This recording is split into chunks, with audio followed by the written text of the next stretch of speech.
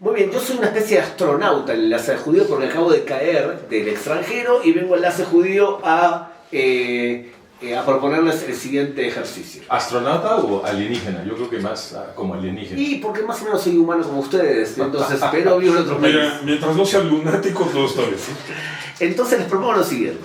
Miren, hace unos años tuve la dicha de escribir un texto llamado las 6 técnicas para debilitar a Israel. O sea, los enemigos de Israel y el pueblo judío intentan, a través de 6 técnicas diferentes, hacernos daños o debilitarnos para que sea más fácil la destrucción física del Estado de Israel o bien la destrucción del Estado judío en sí. Esas 6 técnicas han variado y han evolucionado y por lo tanto me gustaría escuchar en cada una de esos baremos en qué situación ven ustedes al Estado de Israel hoy. ¿Está bien? Empecemos por la básica, y es la lucha bélica, intentar a través de armas destruir el Estado de Israel. ¿Cuánto éxito han tenido? ¿Cuán importante es el que no hayan podido destruir Israel el hecho de que busquen bombas nucleares para competir con Israel en un estado de igualdad relativa? O sea, desde el punto de vista bélico, ¿somos buenos? ¿Quién empieza? Somos buenos, es decir, la pregunta es si Israel está haciendo un buen trabajo desde el punto de vista bélico. ¿Esa es la pregunta? Si en ese tipo de amenaza, la amenaza de destruir Israel físicamente. Ya entendí, ok. En este aspecto, que es uno de los menos rebuscados, es claro. El más primitivo, es la destrucción física del Estado judío. En ese sentido, ¿qué podemos decirle a nuestra audiencia con respecto a cómo ha evolucionado este tipo de amenaza con respecto al Estado de Israel? Ya, perfecto. Sí, bueno, yo creo que habría que empezar con la guerra de... Bueno, si empezamos antes de la guerra de 48, entonces estaríamos hablando de cuando algunos israelíes se organizaron primero en el Haganá, que de hecho fue creado por Vladimir Zeyev Jabotinsky, a la gente se le olvida eso, pero fue Jabotinsky el que inició el Haganá, luego lo tomaron Ben Gurión y sus cuates, pero esa es una fuerza de autodefensa que justamente por no ser muy efectiva,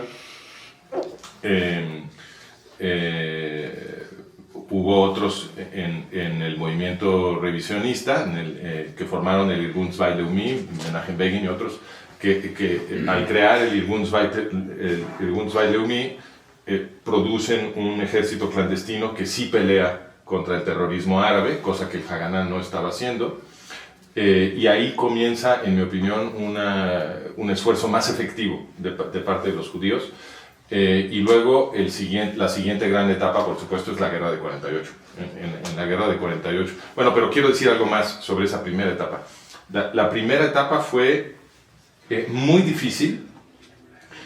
De hecho, inclusive a la hora de formar el Haganá, porque el Haganá sí tuvo algunos éxitos al mero principio, y Orde Wingate, que es el militar británico que ayudó a los primeros reclutas del Haganá a aprender a pelear, tuvo muchas dificultades, porque como comentábamos tú y yo ayer en nuestro espacio, los judíos, por ser una civilización fundada sobre un ideal ético, por muchas razones les cuesta trabajo su autodefensa, porque la autodefensa muchas veces requiere violencia.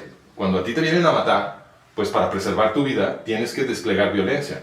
Y cuando tú perteneces a una civilización que está fundada sobre un ideal ético, sobre la protección del otro, pues te puede costar mucho trabajo la violencia, inclusive cuando es en tu autodefensa. Y este militar británico, Orde Wingate, que es el que le enseñó a los primeros reclutas del Haganá a pelear, se topó con esta dificultad, que era contra la naturaleza casi de los judíos, participar en cualquier cosa que fuera violencia, inclusive en su defensa propia. Ahora, en la guerra de 48 fue más fácil pelear para los judíos, porque ya tenían la experiencia del Haganá de un lado, mucho más importante en términos de experiencia bélica, la experiencia del Irgun e inclusive del otro grupo, ¿cómo se llamaba? El Lehi, el más chiquito, Lehi. Pero fue más fácil pelear para los judíos en la guerra de 48 porque la amenaza era existencial. Los países árabes que atacaron a los judíos israelíes en 1948 anunciaron que los iban a exterminar. Lo anunció Azam Pasha en una entrevista que le hicieron en Akbar al-Yom en Egipto. Dijo, los vamos a exterminar. Y se lucieron. Yo creo que los judíos israelíes demostraron que cuando los judíos eligen pelear, la cuestión es si eliges pelear o no. Eso es lo que les cuesta trabajo. Pero cuando eligen pelear, son los mejores soldados del mundo. ¿Sabes por qué? ¿Por qué? Porque hay un convencimiento de que tú tienes que pelear para defender tu casa porque no quieres que tu hijo tenga que enfrentarse al mismo dilema. Igual que los judíos durante generaciones se esfuerzan comercialmente para trabajar, para asegurar que tu nieto no tenga las dificultades económicas que tuviste tú cuando llegaste al nuevo país. Lo que demostró, por ejemplo, el 7 de octubre es que lo mejor que tiene el Estado de Israel, por lejos, son sus soldados. Y lo mejor que tiene. Sí, pelean increíble. Entonces ahí lo vimos en la guerra de 48 porque fue una victoria milagrosa contra una coalición de estados que tenían todos ejércitos profesionales, que además estaban siendo apoyados por los británicos. Había un embargo de armas contra Israel. En fin, las condiciones eran verdaderamente muy difíciles y sin embargo Israel ganó la guerra.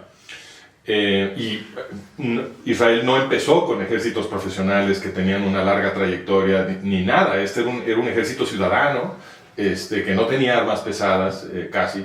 En fin, una victoria milagrosa. Volvemos a ver estos milagros en 54, en 67, en 73. Una y otra vez los israelíes demuestran que cuando eligen pelear son un adversario formidable. Después de 73 es cuando yo veo un cambio muy importante. Muy bien. O sea que después de 73. La última, Irving, el último combate existencial de los judíos. Porque la pregunta es, ¿ahora el 7 de octubre fue existencial? La última guerra existencial que tuvo que enfrentar el Estado de Israel. ¿Cuándo fue? ¿En ese nivel? Si después de eso cambió la forma que nos atacan. Sí, después del 73 todo cambia. Claro. Claro, porque en 73 los países árabes se dan cuenta que por una guerra, digamos, en el formato clásico de países organizándose para atacar otro país, no van a poder derrotar a Israel. O sea, el poderío militar israelí y la superioridad militar israelí, para ser más específicos, en 73 se hace evidente, que a pesar de empezar en desventaja, de todas maneras propinan una derrota contundente. Entonces, sí, ahí cambian todas las reglas. O sea, 73 es un parteaguas en la historia del conflicto.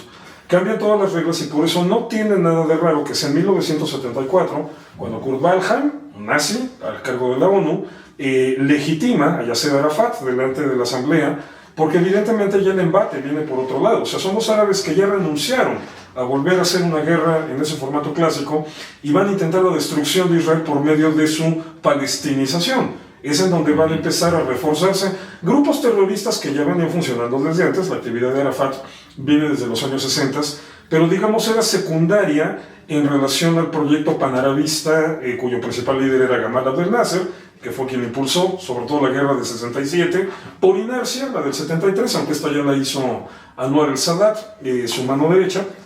Pero entonces, ahora la estrategia es el ataque por medio del terrorismo, pero también el embate diplomático por medio de este rarísimo constructo que son los derechos inalienables del pueblo palestino, que exigen que Israel reciba a una cantidad enorme de palestinos, son como 2 millones para ese tiempo, pero aparte exigen que los palestinos tengan autodeterminación. O sea, una población que Israel no va a poder gobernar. Entonces el objetivo era destruir Israel desde adentro. Bueno, no se dejó, pero ahí cambiaron las reglas y fue un proceso de ajuste interesantísimo, porque en un principio va a ser una guerra contra un terrorismo con una línea ideológica más bien de tipo laico, heredera o vinculada con el basismo de Arafat, y que luego va a tomar otro matiz cuando Irán aparece en el panorama, a partir de 1979, y que va a derivar obviamente en el terrorismo de tipo salafista, principalmente con Hamas, y chiita radical con Hezbollah.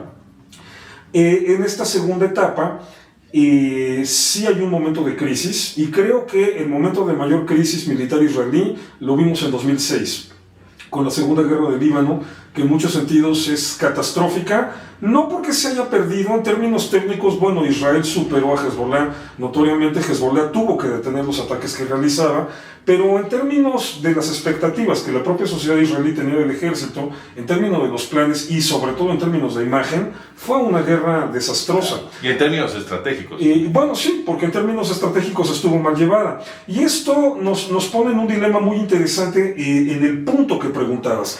O sea, estratégicamente de repente podemos estar en desacuerdo. Digo, yo no soy especialista en militar, de repente tengo mis desacuerdos, pero pues tampoco los pongo como si fuera la última opinión, ¿no? Pero bueno, estratégicamente de pronto podemos estar en desacuerdo con lo que hace el ejército o la manera en la que enfrentan una campaña militar, pero no podemos negar que ahorita es cuando Israel tiene el ejército más fuerte de toda su historia.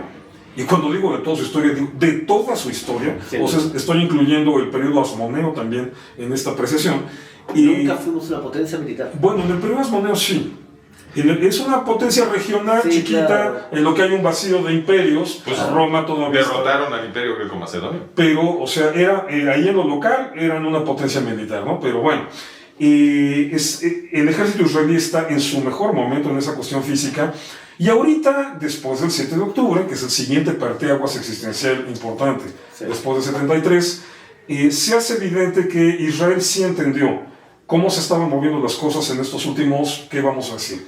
18, 19 años, desde la guerra de 2006, entendiendo el papel que la tecnología tenía que jugar en la cuestión militar, cosa que Hezbollah no entendió y por eso estuvo en una desventaja evidente contra Israel. Y ahorita creo que Tzahal, las fuerzas de defensa del Estado de Israel, han recuperado esa posición.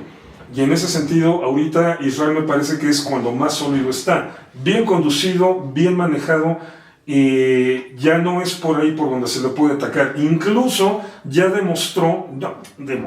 le dictó cátedra al mundo sobre cómo se enfrenta a un grupo terrorista urbano que ha construido toda una zona de ciudades densamente pobladas en trampas mortales.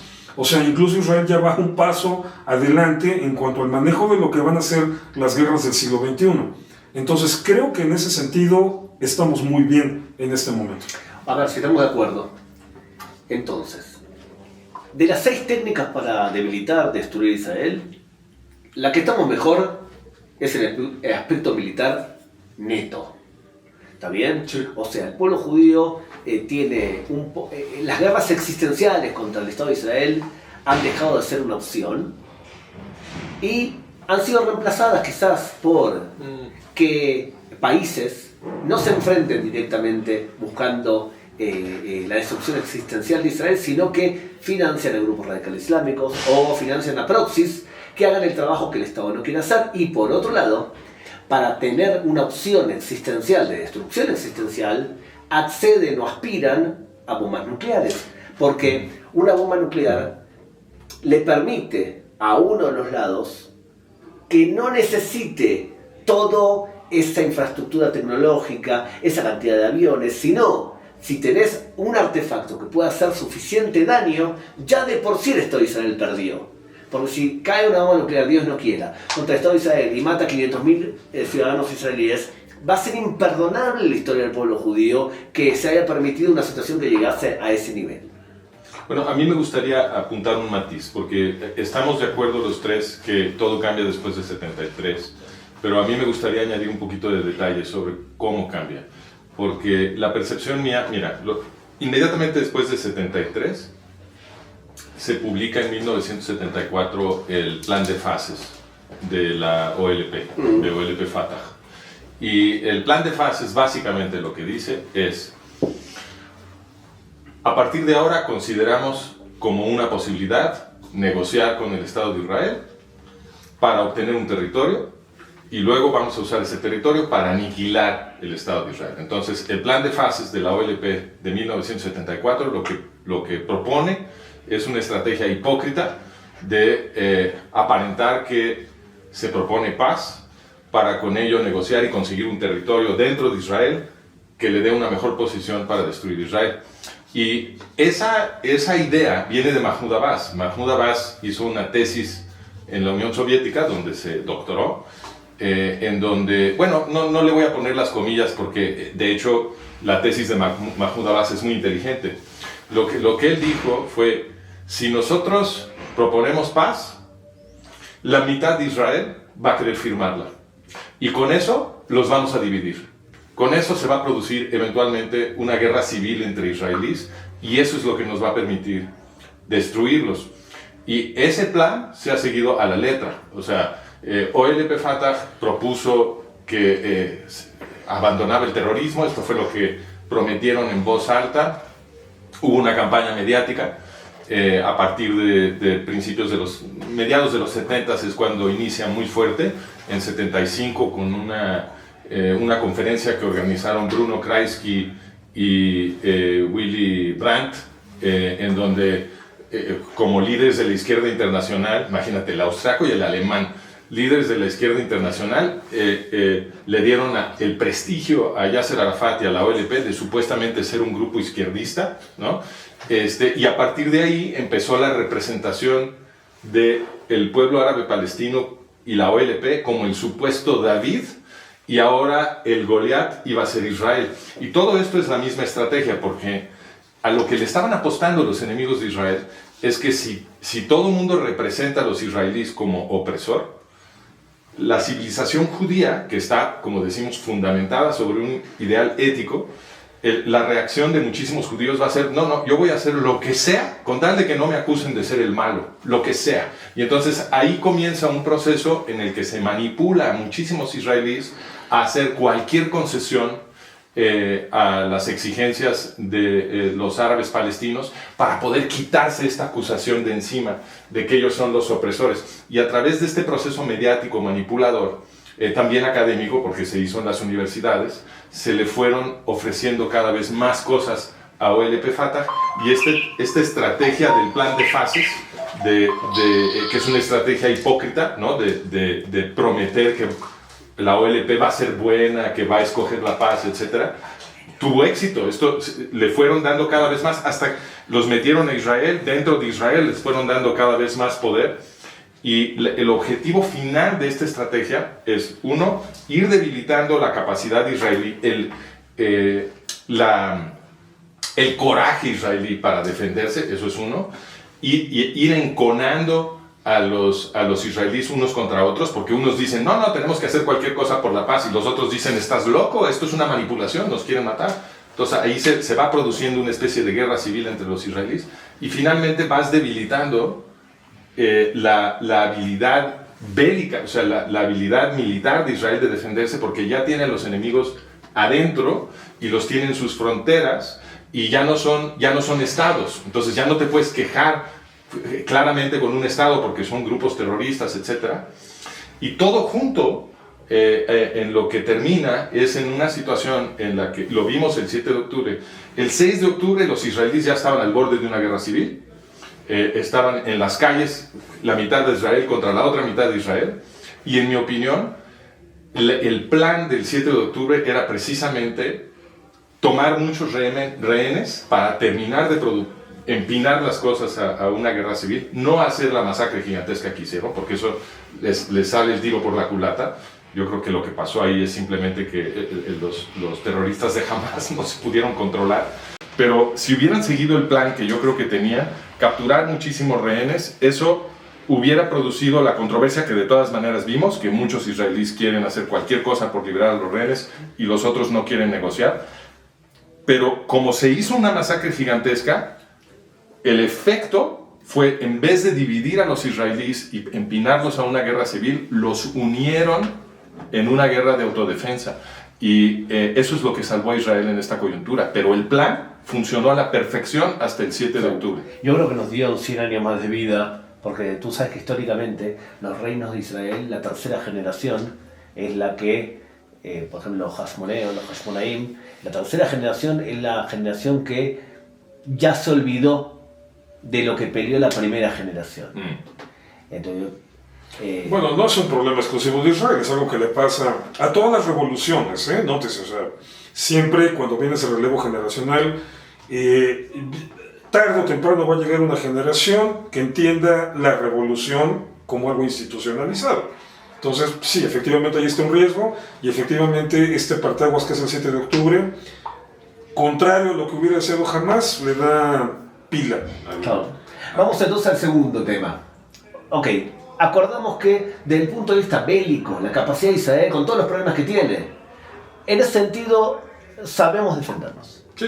El segundo eje, que son más exitosos, la cleptohistoria, y es a través de universidades o a través de todo tipo de narrativas, explicar que existía un pueblo milenario anterior a los judíos, que es el pueblo palestino, que era un pueblo pacífico, era un pueblo amoroso, que de pronto vinieron los sionistas como si fuesen astronautas, no, alienígenas, viniendo de cualquier lugar y tomaron un terreno que no le pertenecía y que no tiene ningún tipo de derecho. Y es verdad, existen incluso algunos israelíes como Shlomo Sand, que es muy citado, ¿cómo se llama este charlatán mexicano? Alfredo Jalife. Alfredo Jalife, ahí está. Claro, a Entonces, Jalife le encanta Sand. claro, porque a ver, Shlomo Sand es un especialista en cine francés que escribió un libro llamado La invención del pueblo judío, en donde dice que los judíos ashkenazim son descendientes de los házaros.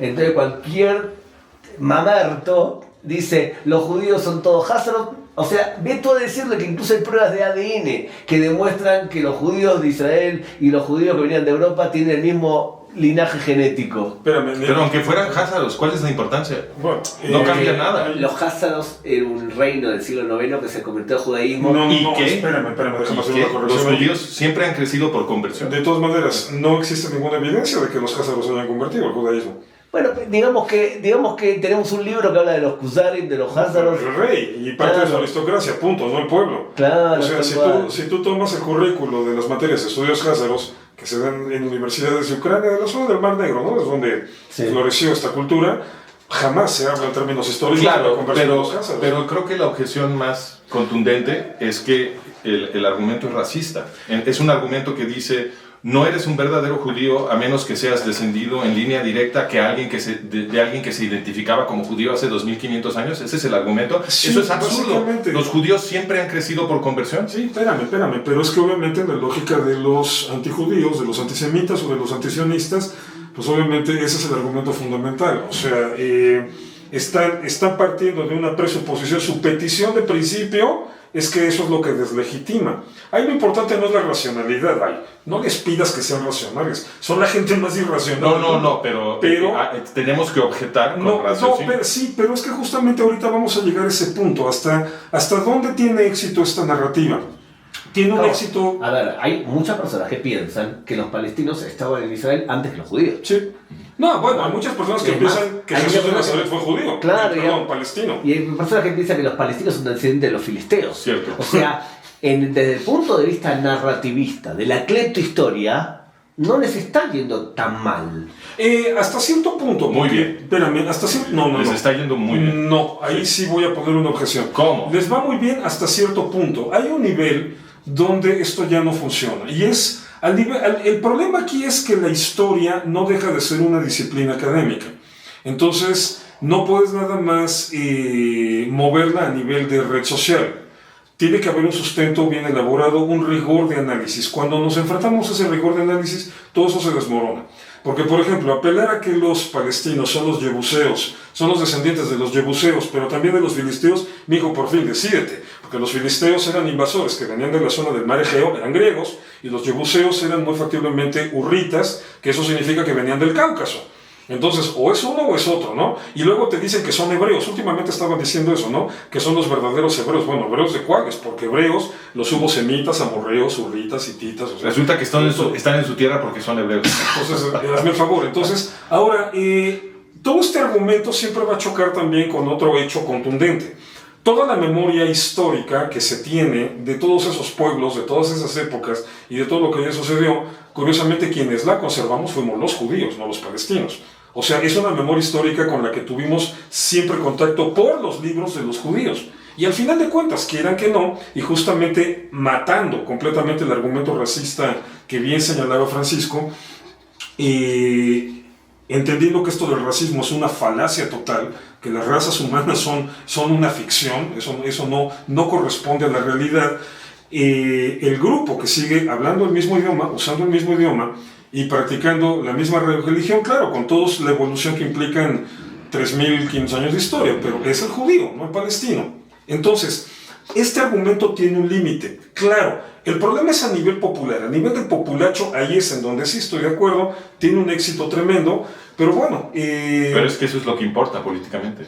O hasta cierto punto, porque en este sentido yo veo muchos límites, o sea, no creo que los movimientos palestinos hayan aprovechado este recurso tanto, hayan tenido tanto éxito con este recurso, como si lo han tenido, por ejemplo, con otro que vamos a ver más adelante, que es lo de la victimización, por esta cuestión justamente moral, ética que mencionas.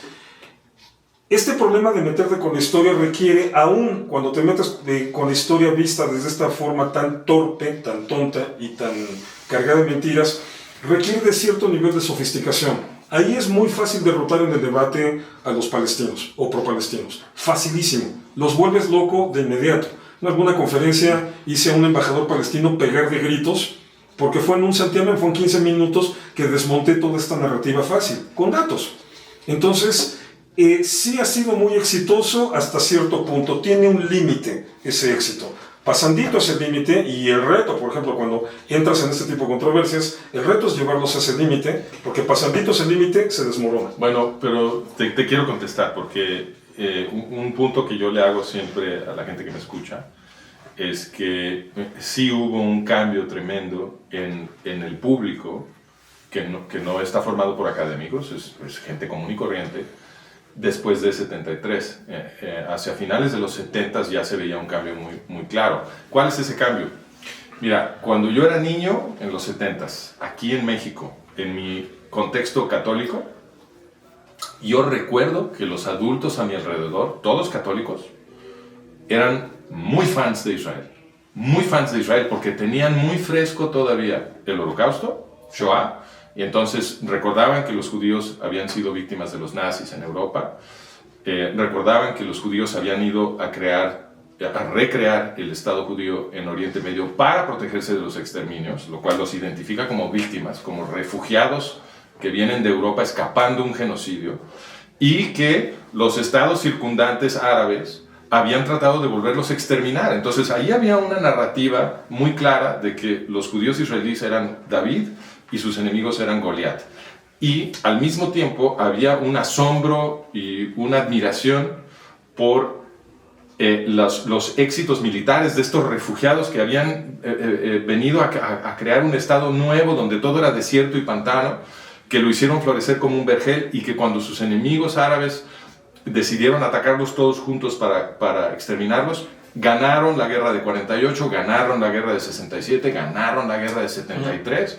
Y entonces los adultos a mi alrededor, todos católicos, repito, hablaban con asombro y admiración sobre Israel, eran fans de Israel. Pero la narrativa cambia y ahora se empieza a representar, después de 73, con Bruno Kreisky y Willy Brandt, en esta conferencia que organizaron, que invitaron a Arafat, y también gracias a Kurt Waldheim en la ONU, se hizo esta representación del presunto pueblo árabe palestino que había sido despojado, y se empezó a representar a los judíos israelíes no como los refugiados del imperialismo occidental, que es lo que eran, sino una supuesta extensión del imperialismo occidental que estaba colonizando una tierra que no les pertenecía en Oriente Medio. Entonces, la verdadera narrativa histórica se perdió, porque los verdaderos colonizadores, los verdaderos imperialistas que despojaron al pueblo nativo son los musulmanes.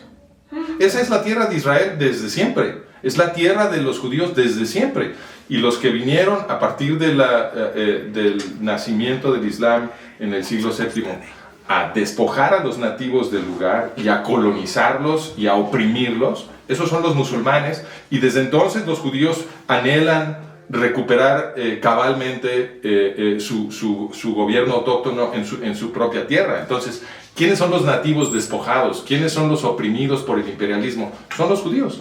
Pero a los europeos, que justamente en los 70 se estaban volviendo las poblaciones europeas, americanas, los occidentales, se estaban volviendo todos anticolonialistas y antiimperialistas, justamente en los 70s, y entonces para reclutar esa energía moral se le vendió a los públicos occidentales que ya se habían vuelto anticolonialistas y antiimperialistas esta historia falsa de que había un pueblo milenario árabe palestino que había sido despojado por los judíos, y entonces toda esa energía moral antiimperialista, anticolonialista se reclutó en contra de los judíos, que no fue tan difícil. ¿Por qué? Porque las poblaciones occidentales ya eran antisemitas. Entonces, lo que se les dio fue una nueva excusa para justificar su propio antisemitismo.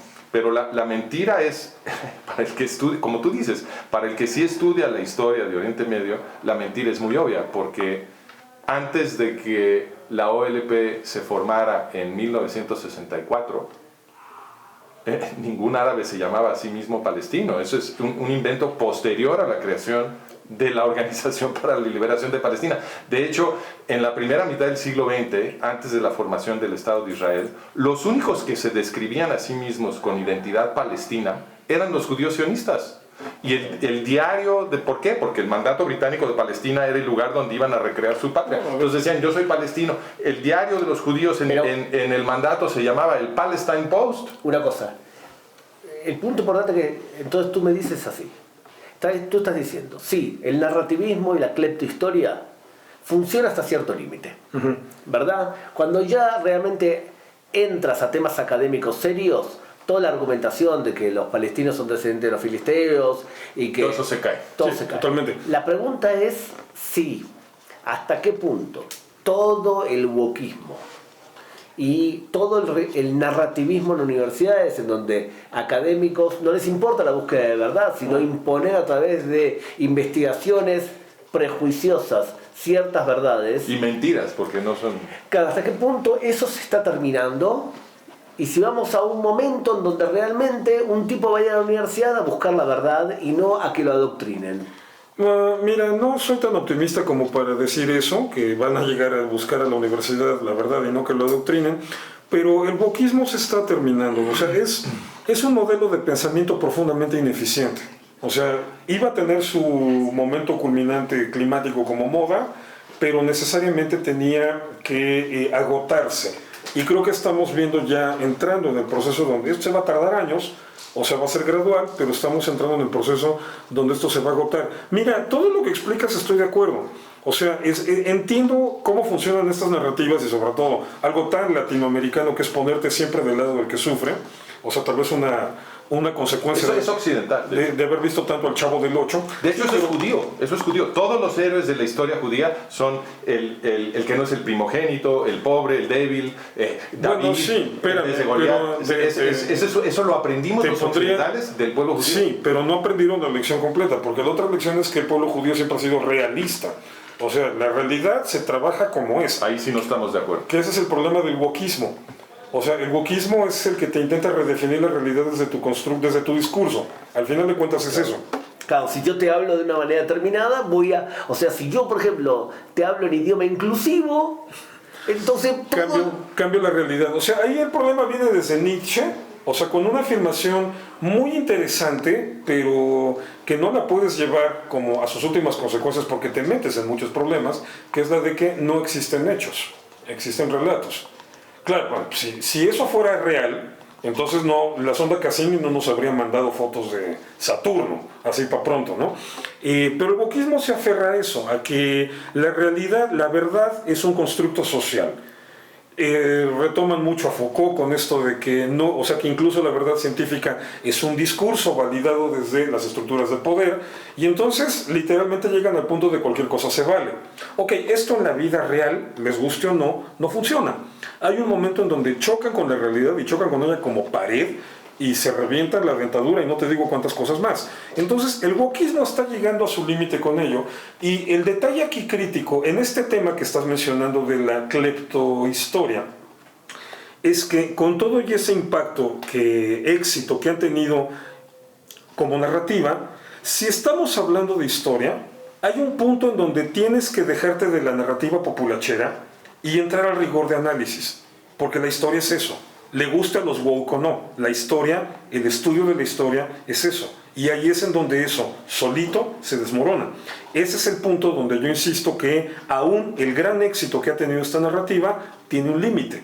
Y probablemente ahorita lo estamos viendo, porque mira, al final de cuentas, lo único que tendría que pasar en la historia para que los palestinos se volvieran los malos es que apareciera un grupo que pudiera decir nosotros somos las víctimas de los palestinos. Y eso lo medio vimos en el 7 de octubre. Claro, ahí obviamente entra en juego toda la cuestión del antisemitismo como tara cultural occidental, que obviamente hace muy difícil que esta narrativa se revierta, pero repito, es una narrativa que no puede tener éxito, porque siempre va a haber gente que te va a decir, Micha, mira, los hechos históricos, objetivamente hablando, son estos, te estoy dando datos, si me quieres refutar, refútame con datos, no con opiniones. Porque aunque te ofendas, tu opinión no está en el nivel de los datos, punto. Ok, entonces lo que concordamos es que desde el punto de vista bélico-militar, esta amenaza de la existencia de Israel lo vamos superando bien. Desde el punto de vista de la cleptohistoria, como argumentación para debilitar los derechos judíos sobre la tierra de Israel, tiene cierto efecto hasta cierto límite, ¿ok? Y tiene más efecto a nivel de redes sociales, populacho y Jesús era palestino, que cuando entras realmente en profundidad. Ahora, pero sí déjame hacer una precisión. Es distinto hablar de la cleptohistoria que de la propaganda. En la propaganda sí estoy completamente de acuerdo contigo.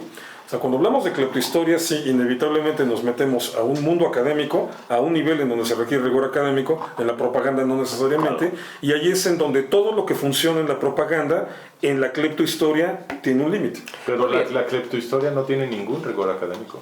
Ninguno, es por eso, pura propaganda. Por eso, precisamente ese es el problema. Pero cuando quieres meterte a hablar de historia, quieres hablar de historia bien, hay un punto en donde tienes que someterte al rigor académico, justo porque la cleptohistoria no lo tiene, es por eso que colapsa. Pero lo que yo te diría es, yo no creo que debamos ser en absoluto optimistas sobre la dirección que esto está tomando ahora, porque... Bueno, nadie dijo eso. Bueno, pero independientemente de que, claro que con rigor histórico se pueden refutar todos estos argumentos a favor de los terroristas, y todas estas mentiras sobre el presunto pueblo árabe palestino. Eso es verdad, el rigor histórico desmonta todo esto. Pero la estrategia anti-israelí no está, en mi opinión, perdiendo ninguna fuerza, porque si bien es cierto lo que mencionaron hace un segundo, que en el 7 de octubre se vuelve muy claro quién es la víctima, son los judíos israelíes, pero el sistema de medios, el sistema de propaganda ha convencido a la gente de que Israel ha cometido genocidio en Gaza. Bueno, mira, entonces, espérame, pero es que ya son otros factores. No lo dispersemos. Tercer punto. ¿Está bien? Tercer punto. ¿Cómo estamos en la tercera amenaza? Y es la utilización de medios de comunicación para demonizar al Estado de Israel. O sea, utilizamos los medios de comunicación, presentamos al pueblo palestino como el pueblo sufrido, que nunca agrede, que es inimputable, y por lo tanto los medios de comunicación juegan un papel fundamental, porque si hacemos creer a la humanidad toda que el pueblo judío es un pueblo agresivo y que utiliza excesivamente su fuerza, entonces va a ser más fácil imponerle sanciones o a la larga o a la corta destruirlo. Medios de comunicación. Fíjate, ahí va más... Creo que aplica mejor todo lo que venías planteando, porque en ese sentido sí hemos tenido que enfrentar una situación generalmente desastrosa. O sea, ahí sí hay que admitirlo, durante mucho tiempo toda la narrativa la monopolizaron ellos. Justamente a partir de los años 70, cuando viene todo ese cambio que estaba señalando Francisco, efectivamente se apoderan de la narrativa. E Israel hasta cierto punto pareciera que se replegó hacia la complacencia de decir los vamos a reventar en lo militar y bueno, ya no nos metemos con el tema de la narrativa. Aquí platicábamos hace un rato en la otra grabación un poco sobre esta mentalidad típica ashkenazí. De pronto hubo algo ahí que parece que no funcionaba. O sea, el ashkenazí académico con una formación así rigurosa, formal, bien estructurada, o sea, como que en ese pleito a nivel de medios de comunicación, la tendencia natural de este tipo de intelectuales o de este tipo de personas judías que podían solventemente contestar y refutar todo era de, bueno, vamos a hacer un debate serio, ¿no? O sea, argumentos contra argumentos. Y como que nunca entendieron que lo de los medios de comunicación y la propaganda es un ruedo, es una selva, es un lugar de salvajes. Y bueno, que eso le encanta al público, además. Entonces, fue un terreno que con mucha facilidad dominaron. Ok, creo que hay un parteaguas a partir de 2009, de la primera guerra precisamente entre Israel y Gaza, porque es la primera vez, si mal no recuerdo, es la primera vez que Israel presenta, Tzahal, las Fuerzas de Defensa del Estado de Israel, presentan su canal de YouTube para por primera vez empezar a hacer de una manera pública y masiva el punto de vista de Israel. Y eso empieza a cambiar un poco las cosas. Creo que hasta este momento, pero en términos generales, creo que hasta este momento, con todas las páginas o todos los portales que están haciendo Hasbara, la proporción ha cambiado. Pero es un territorio donde definitivamente estamos en desventaja. A ver, varias aclaraciones importantes. Primero, la gran mayoría de eventos bélicos ocurren del lado palestino. Y por lo tanto, la noticia es del lado palestino. En el mundo hispano especialmente, tenemos mucha influencia de agencias como EFE.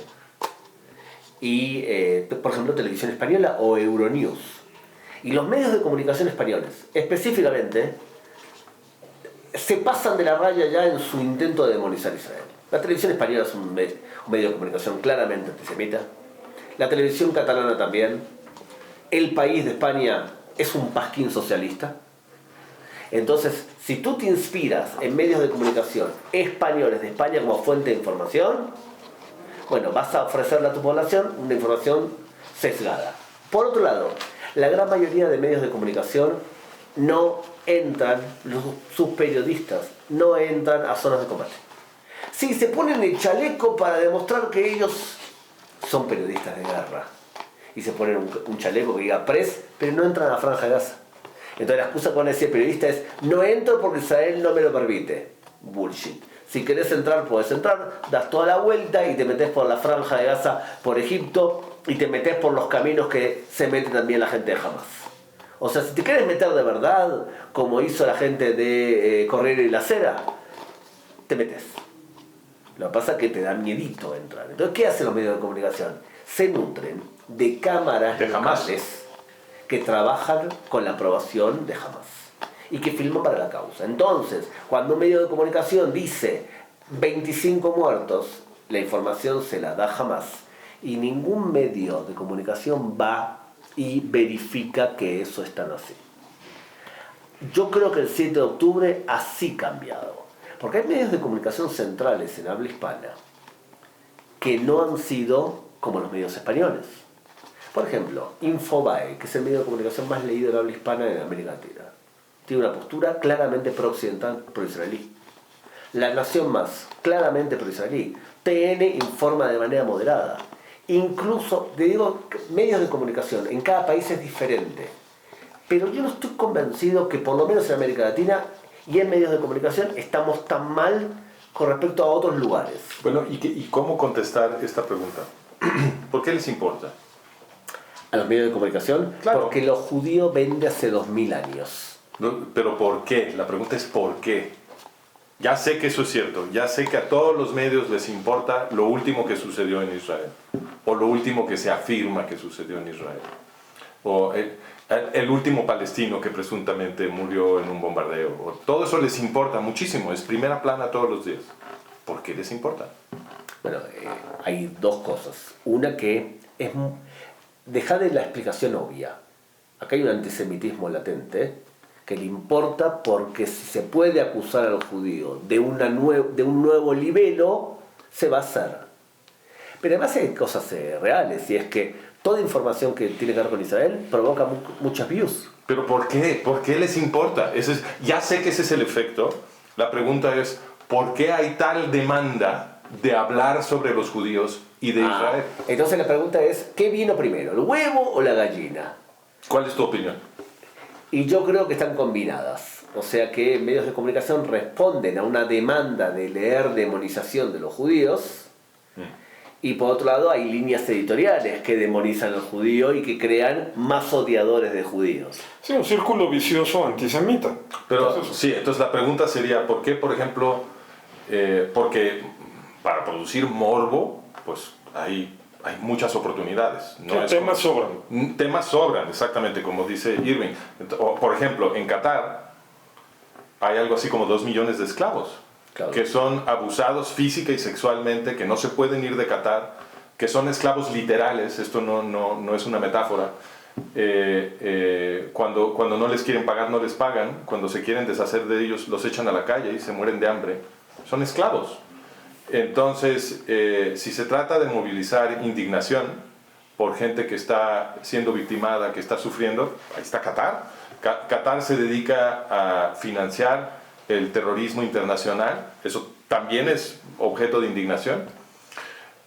Sin embargo, en lugar de estar los medios enfocados en la forma como Qatar gasta su dinero para producir muerte y puntualmente para oprimir a los árabes palestinos, porque si te importan mucho los árabes palestinos, ¿no? si esa fuera realmente tu preocupación, entonces deberías de estar totalmente indignado con Qatar y con el beneficiario de los dineros que se gasta Qatar, que es Hamas, que se dedica a destruir a la población árabe palestina, ¿no? Entonces ahí hay material de sobra, como dice Irving, para producir morbo, para producir indignación, pero en vez de ver eso, en vez de ver un ataque mediático contra Qatar, lo que vemos es un esfuerzo mediático a favor de Hamas, que es la mascota de Qatar. Entonces, ¿eso qué lo explica? Upgrade. Tú imagínate que tú eres un gran defensor de los pescaditos Globo Bufón. Ese pescadito que cuando se infla se pone nervioso, saca espiras para todos lados. Sí. Ese es con el que se drogan los delfines. ¿Así? Sí, porque la toxina que produce los pone a los delfines, entonces se lo pasan uno a otro y se drogan. Imagínate que tú eres un defensor del Globo Bufón, ¿vale? Y entonces quieres promover la defensa de los peces, y ¿alguien te daría bola 5 minutos de televisión para explicar tu postura? Difícilmente. Pero si tú dices que el principal destructor, eliminador de los peces Globo Bufón es Israel, y que los judíos odian sistemáticamente a esos peces, ¿te van a dar 5 minutos de entrevista televisiva? ¿Por qué? Porque hablar de los judíos te da upgrade. ¿Pero por qué? Bueno, porque tenemos 2000 años de antisemitismo, es un fenómeno conocido. Entonces, ¿por qué Petro trina una vez por día contra el Estado de Israel? Porque al desgraciado hablar de los judíos lo eleva a una situación, un estatus de soy el paladín de la justicia y lucho contra el mal total que representa a los judíos. Sí, pero eso solamente es cierto a partir de 1974, o sea, cuando empieza este cambio que estábamos mencionando.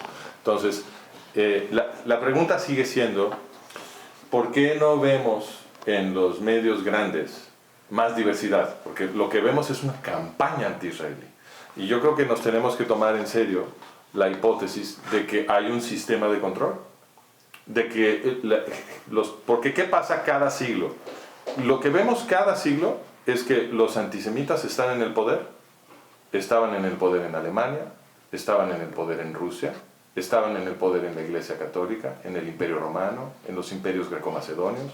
Entonces, hay una correlación perfecta entre gente muy poderosa que está oprimiendo a todo mundo, no nada más a los judíos, ¿no? Y esfuerzos de esa gente muy poderosa en desprestigiar, perseguir y asesinar al pueblo judío. Si es una correlación perfecta en toda nuestra experiencia histórica, ¿por qué suponer que estamos viviendo una excepción? Yo creo que más bien tiene más sentido decir, estamos en el mismo patrón de siempre, y la gente muy poderosa de hoy ha corrompido el sistema de medios para producir este ataque intelectual, este ataque gramático, este ataque mediático contra Israel, para volver cada vez más difícil la búsqueda de aliados a favor del pueblo judío. Yo creo que eso puede explicar lo que estamos viendo en los medios. Cuarto tema, o sea, vimos ataque bélico, ataque ¿Te vi la transición al cuarto tema? De medios de comunicación y el narrativismo. ¿Okay? Cuarto, forma de atacar a Israel, BDS.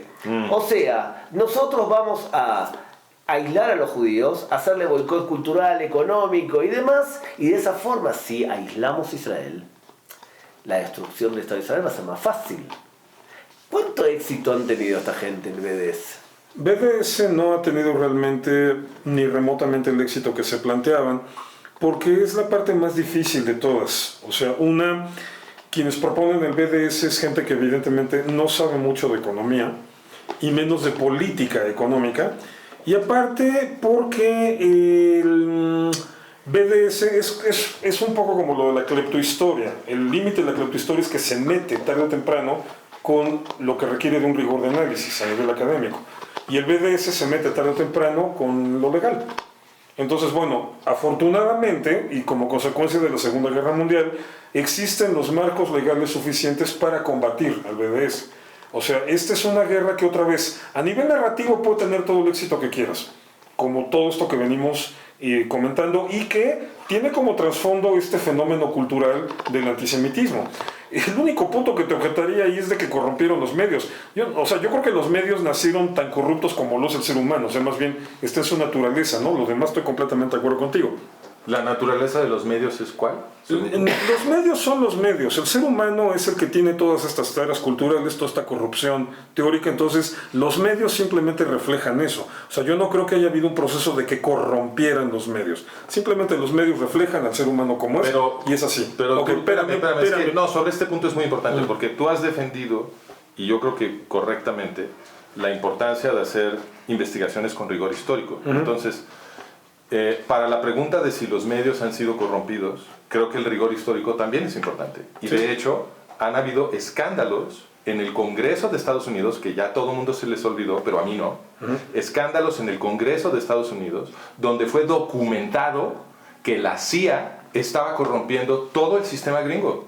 No solamente los medios, a los congresistas, a los académicos, a las organizaciones civiles de los ciudadanos, etcétera, todo para hacer política dentro de Estados Unidos, y también lo hacen en el extranjero. Entonces, dado que hemos tenido varias documentaciones, por ejemplo, una sucedió en el Irán Contra, la investigación del Congreso. Sí, pero ¿a dónde quieres llegar? Porque si no, ya nos estamos saliendo de la pregunta que simplemente señalar que la hipótesis de corrupción también es una hipótesis que responde al rigor histórico, y tenemos varias demostraciones de corrupción. Sí, no, o sea, estoy de acuerdo con ello, estoy de acuerdo con ello, pero lo que quiero aclarar es que no estamos hablando de algo que naciera impoluto como un bebé y que luego fuese corrompido por.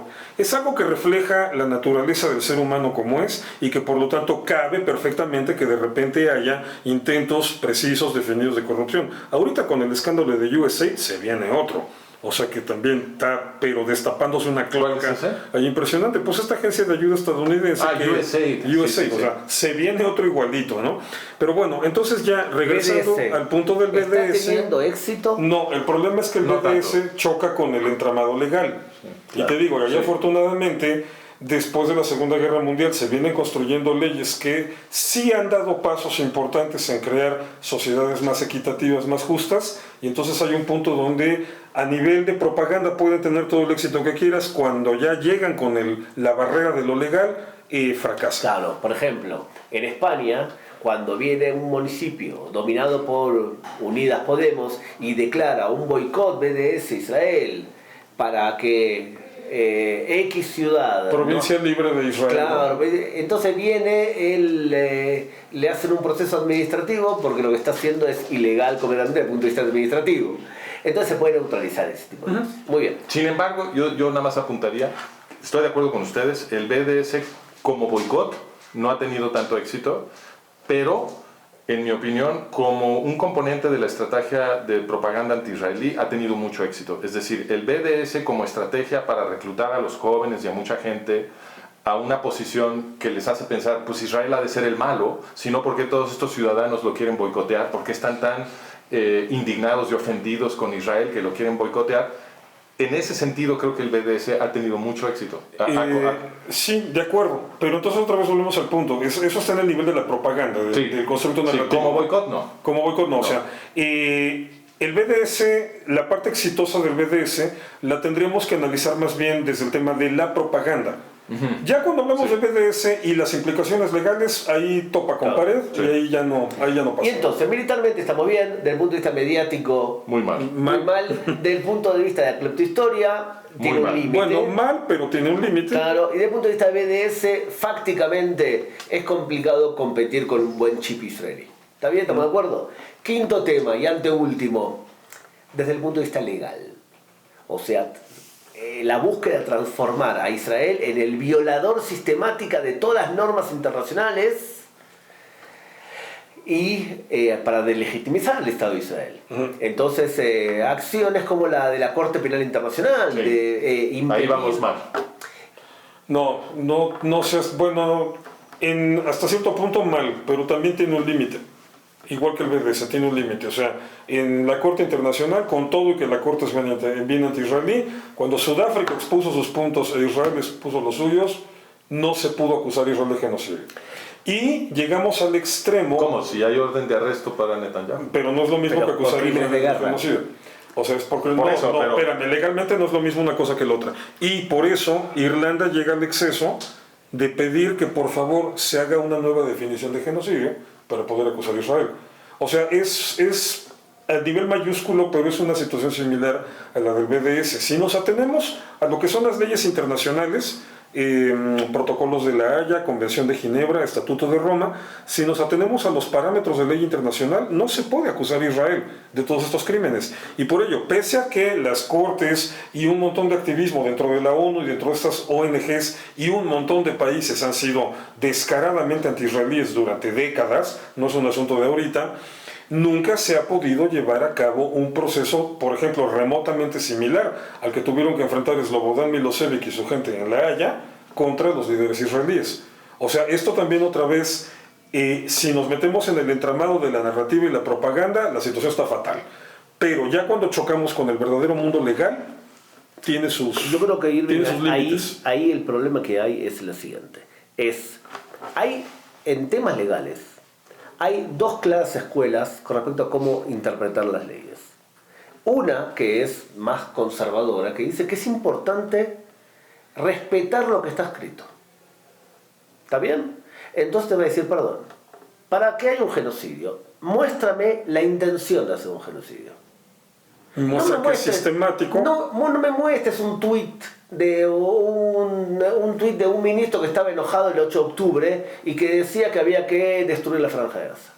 Muéstrame una intención, muéstrame mi lucha. Muéstrame una política de las fuerzas de defensa israelíes que sea consistente con eso. A lo largo del Segundo, tiempo. muéstrame también hechos que demuestren lo siguiente. Porque si me muestras hechos que pueden ser números, sí, pero los muertos reales palestinos en la Franja de Gaza son alrededor de 40.000, de los cuales la mitad son militares. No, discúlpame. La cifra de 40.000 es de Hamas, no tienes ninguna razón. 47.000 dice Hamas. No, ya estaban en 60, ¿no? Dice 47.000 Hamas, de los cuales dicen que son todos mujeres y niños. ¿Está bien? El tema es, Descartado. la cifra real es el ratio, que es 1. Significa un muerto civil por un muerto militar. Esa es la cifra histórica de los últimos 20 años con respecto a los combates de Israel. Israel dice que mató hasta ahora 19.000 a 20.000 soldados de Hamas.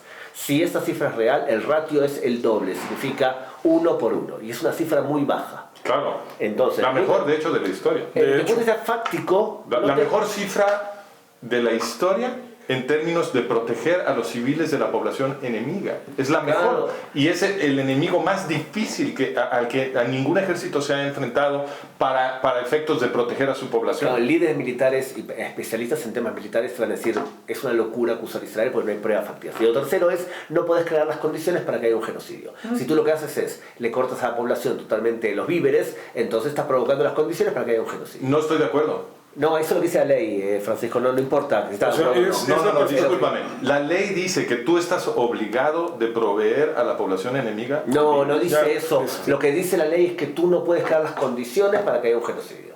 ¿Está bien? O sea que tenés al conservador que te va a decir, de acuerdo a la ley, No es un es genocidio. ilógico lo que están planteando. Pero tenés dentro de los juristas, de los fiscales y de todos los que participan en cortes como la Corte Penal Internacional, la Corte de Justicia Internacional, tenés toda una visión del mundo en el cual la ley no importa. Lo que importa son narrativas y lo que piensa el juez que se cree Platón. O sea, otra vez lo woke. Claro, entonces ¿qué pasa? Tenés un tipo como el fiscal Moreno Campo, que hace ingeniería legal para justificar lo injustificable. Él le puso el balón a Bensouda. Claro, Se lo puso, no metió a OLP Fatah a la corte, pero le puso el balón a Bensouda para que lo hiciera ella. Claro, entonces se hace todo tipo de trampas legales. Por ejemplo, para formar parte de la Corte Penal Internacional tú tienes que ser un Estado y no puedes ser un miembro observante. A Palestina se lo mete adentro de una corte que no tiene ningún tipo de derecho legal a participar en esa corte y por lo tanto se le dice que puede a través de ese principio juzgar lo que hace Israel, que no es miembro y no es parte. De hecho, todo el argumento de la corte para justificar perseguir a personas israelíes por crímenes de guerra, todo ese argumento viola el derecho internacional. Sin duda. Entonces la pregunta del millón es: ¿estamos yendo al final de eso? O sea, la llegada de Donald Trump y las sanciones silenciadoras que quiere imponer a la Corte Penal Internacional y a todo este sistema de degradación que es la ONU, de hecho, ¿vamos para buen camino o no se va a poder curar la humanidad de todas las cosas nefastas que provocan estas organizaciones que deberían proteger a los derechos humanos y que son los principales instigadores de la violación de los derechos humanos? Mira, yo creo que lo que sería un buen camino sería que se disolviera la ONU. Porque hoy por hoy la ONU lo que es un club de estados musulmanes y de élites de poder occidentales también antisemitas. Y juntos se encargan de aprobar. ¿Cuántas resoluciones se han aprobado en la ONU en contra de Israel en materia de derechos humanos? Más que contra todos los demás estados del planeta juntos, ¿no? Entonces, ¿qué es la ONU? Es un club de antisemitas. Y lo único que hace la ONU es producir una apariencia de consenso en la comunidad internacional que no existe. La comunidad internacional es una abstracción, es una ficción. Es una ficción. Entonces, pero la ONU produce esta apariencia de un consenso responsable, legal, internacional, de la comunidad internacional, para oprimir a gente en distintos lugares. No están realmente ayudando a nadie. Lo que la ONU debería estar haciendo es insistir en que sea desaparecido el Estado de Qatar. Eso es lo que debería estar haciendo la ONU, pero no, están interesados en desaparecer el Estado de Israel, ¿no? Entonces, yo creo que un camino positivo sería deshacer todas estas organizaciones internacionales, empezando por la ONU, la Organización Mundial de Salud, etcétera, que lo único que son la antesala de un gobierno mundial opresivo. Si caminamos en esa dirección, iremos por mejor camino. Mira, eso no va a pasar lamentablemente de la noche a la mañana, coincido punto por punto. Pero, a ver, aquí sí hay una ventaja en la postura estadounidense que viene a retomarse ahorita, aunque es una ventaja singular. Lo que sucede es esto: si se aceptan todo ese tipo de criterios legales para condenar, para demonizar a Israel y para cargar legalmente contra ello, sientas un precedente jurídico que hace que el siguiente país en fila para que le puedas hacer todo eso es a los Estados Unidos. Irving, no te engañes. Cuando ocurre algo así, el abogado del diablo te va a decir: es que, Irving, no son las condiciones exactas iguales. No, pero sientas el precedente jurídico, espérame, y así como hay cualquier cantidad de enemigos en la ONU contra Israel, también las hay contra Estados Unidos. O sea, también, por lo de Mosul, por ejemplo, te diría yo que Hamas no es el grupo terrorista más difícil que se haya tenido que enfrentar una guerra urbana. ISIS en Mosul también lo era. La diferencia fue que los gringos sí tuvieron que barrer ahí y matar a cuanta gente tuviera que matar. Y nadie los critica. Y nadie los criticó. Pero si pones un precedente legal de que atacas a Israel por ahí, de repente te puede aparecer una organización y te atacan a los Estados Unidos por ahí. Y Amir Khan, el fiscal de la Corte Internacional, no es precisamente un gran amigo de los Estados Unidos. Entonces, Estados Unidos se tiene que curar en salud. No le queda de otra. Entonces, por eso obviamente va a tomar una postura muy dura contra esto. Vamos a llegar a una situación muy similar a la del BDS, chocar con el límite legal, sobre todo porque, repito también, lo woke se está agotando. Y se está agotando por la simple razón de que no funciona. Aquí ya más allá de lo antisemita, que sean aquí o que sean en otros lugares, lo woke no funciona. O sea, es un sistema autodestructivo. Y quienes han asumido ese tipo de políticas, lo podemos ver en gran medida en Canadá, empiezan a meterse en problemas. Sri Lanka fue el caso extremo de meter todo el wokismo en la política agrícola. Estuvieron a punto de matar de hambre a todo el país. sea, no funciona, eso está algo que está en proceso de agotamiento, y bueno, eso le va a dar un respiro al otro modelo que mencionabas, al conservador, a la interpretación rigurosa de lo que está escrito, aunque sea a nivel de jurisprudencia, pero la interpretación rigurosa. O sea, el fracaso, en este sentido, el fracaso de todo el movimiento anti-israelí, creo yo, queda perfectamente reflejado en esa situación que te marqué de Irlanda, de tener que solicitar que se cambie la definición. Eso también lo encontramos en el informe de Amnistía Internacional. Hay un punto ahí famoso, el último párrafo de la página 105 y el inicio de la página 106, donde Amnistía Internacional se queja que si nos basamos en cómo está escrita la ley y en las jurisprudencias que se han hecho al respecto, sobre todo después de la guerra civil de la ex Yugoslavia, pues no se puede acusar a Israel. Entonces ya hay que empezar a plantear otras alternativas. Bueno, dato histórico curioso, importante en mi opinión, relevante. El fundador de Amnistía Internacional, un señor Benenson, renunció a los pocos años a su presidencia de Amnistía Internacional porque estaba convencido, y lo dijo en público, que la organización Amnistía Internacional había sido completamente infiltrada por la CIA y por los servicios secretos, MI6, los servicios secretos de Gran Bretaña. No lo dudo. O sea, en estos niveles los tejes y manejes pueden ser terribles. Tiene todo el sentido del mundo. Porque... No, terminamos entonces. Pero bueno. Sexto tema, y es la utilización de la palabra para poder demonizar a Israel, demonizar a los judíos. A ver, los nazis hicieron un buen trabajo. Convencieron a la humanidad, o aparte de los europeos, que los judíos parecían humanos, pero no eran humanos. Eran una raza y una subraza que se aprovechaba de la creatividad de los arios, y entonces esa apariencia de ser seres humanos era algo que confundía al ario. Entonces había que asesinar a ese judío y a través de la palabra crear el ambiente dialéctico para poder proceder a una ejecución física. Cuando vos utilizás la palabra que Israel es un estado nazi, que hace un genocidio, que hace apartheid, estás creando el clima. Porque ¿qué se hace? Claro. ¿Qué se hace con un país que es nazi? Hay que destruirlo. Se lo combate. ¿Qué haces con un país que es apartheid? Se lo aísla de la comunidad internacional y se lo sanciona. ¿Y qué se hace con alguien que hace un genocidio? Bueno, se lo procesa. Entonces es evidente que el uso de las palabras tiene un efecto determinado, que no siempre los judíos son buenos para defenderse a través de la palabra. La pregunta del millón, para terminar, es: ¿vamos hacia una capacidad en donde podamos defendernos mejor? ¿Las redes sociales ayudan a que sea más fácil defenderse dialécticamente?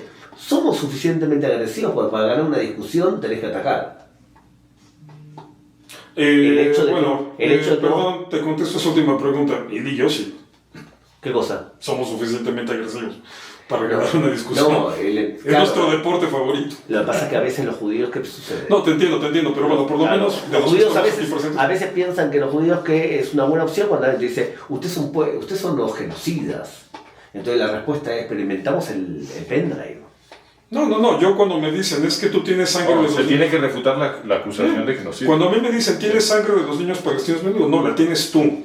Por repetir la propaganda de Hamas. Exacto. Que es lo que Hamas utiliza. Sabe que jamás puedes sacrificar a esos niños porque tú vas a repetir esa propaganda. Claro. La sangre la tienes tú. Yo lo que les digo cuando acusan que Israel tiene responsabilidad, olvídate de genocidios, es una acusación absurda, esa se refuta simplemente con la definición de genocidio, pero cuando acusan que Israel es responsable por las muertes de los civiles árabes palestinos, lo que yo contesto es, esos civiles árabes palestinos estarían viviendo en un paraíso si el gobierno de Gaza, que es Hamas, no se hubiera gastado todo el dinero que reciben en convertir a todo Gaza en infraestructura terrorista y si no hubiera jamás atacado a Israel y hecho una masacre, y si no utilizaran a los árabes palestinos de escudos humanos, lo cual le vuelve muy difícil al Estado de Israel de protegerlos, ¿no?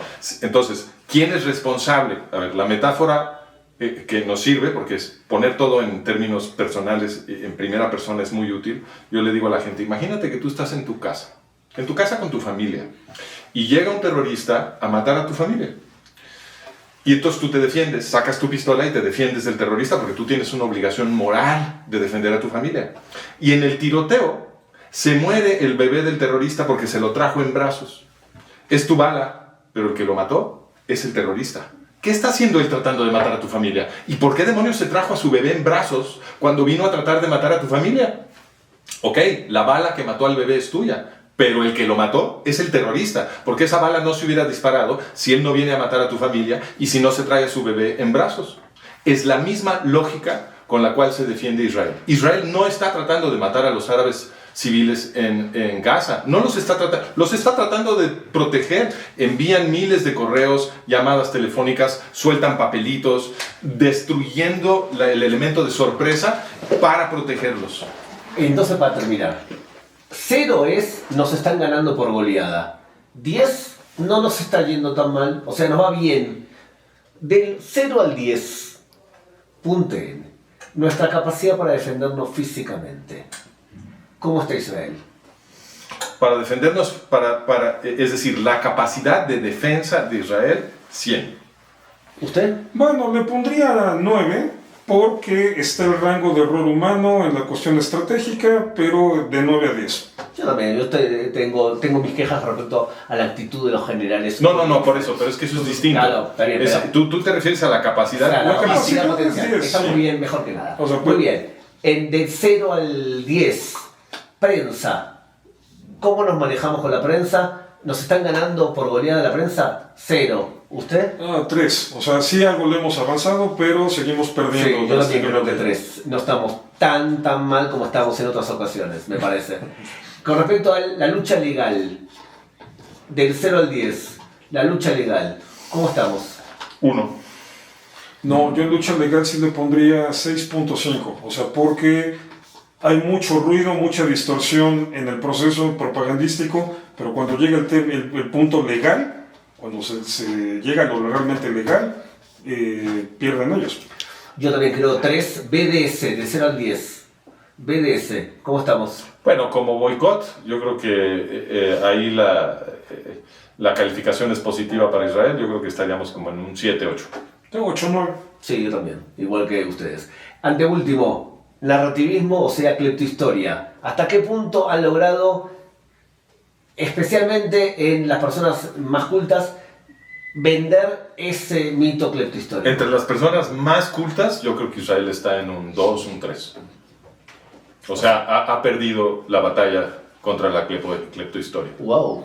A nivel, es que hay que separar, a nivel narrativo estoy de acuerdo, a nivel de lo que es el tema como tal, o sea, lo que es no la reacción de la gente, sino las posibilidades del tema, y eso lo lleva de gane. Yo le pondría 5.2 a favor de Israel, porque al final de cuentas se choca con la realidad. Sí, yo creo que también hay que diferenciar entre públicos para poder medir. Sí, en eso sí también estoy de acuerdo. Sí. Último para terminar, las palabras.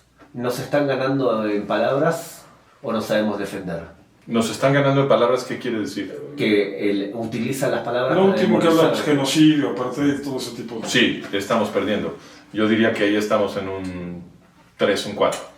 No, yo no, o sea, yo otra vez insisto, se llega al límite en donde todo eso se refuta y se desmorona, entonces lo dejo también en 5.2. Yo creo también, 3, que estamos perdiendo las palabras y también creo que los judíos en general no somos muy buenos para salir a luchar con las palabras, con la actitud que se merece nuestra historia. Las palabras no son el problema, yo creo que eso nos sobra, es la actitud. Claro. Te digo, es esa postura así de, a ver, vamos a debatir. No, a veces a veces se trata de insultarlos directamente, ¿no? O sea, por ejemplo, con esta persona que mencionabas, Jalife, alguna vez platicando con Enrique Krause, él me preguntaba, ¿Jalife se mete contigo? No, ¿por qué no? Ah, porque una vez lo insulté y le dije de cosas. Pero no creo, en el momento en que insultamos, le damos la herramienta al enemigo de decir, mira, son los malos. No debemos insultar nunca. No, no estoy de acuerdo ahí, depende con quién estés hablando. Hay un momento en que Y además sí, la red, es que si es poner- Twitter es una selva. una cloaca. Sí. Muy bien, 6 entonces variables diferentes para poder medir los intentos para poder destruir Israel. Tratamos las 6 y con esto nos Ahora, reímos. déjame decirte una cosa, si este ejercicio lo hubiéramos hecho hace 100 años, habría salido mucho más abajo todo, ¿eh? Sin duda, Entonces, vamos bien. sin duda. Vamos Porque ganando, vamos eso es lo mejorando. que a veces el pueblo judío pierde la noción. A veces nos perdemos la noción que históricamente estamos mejor que nunca.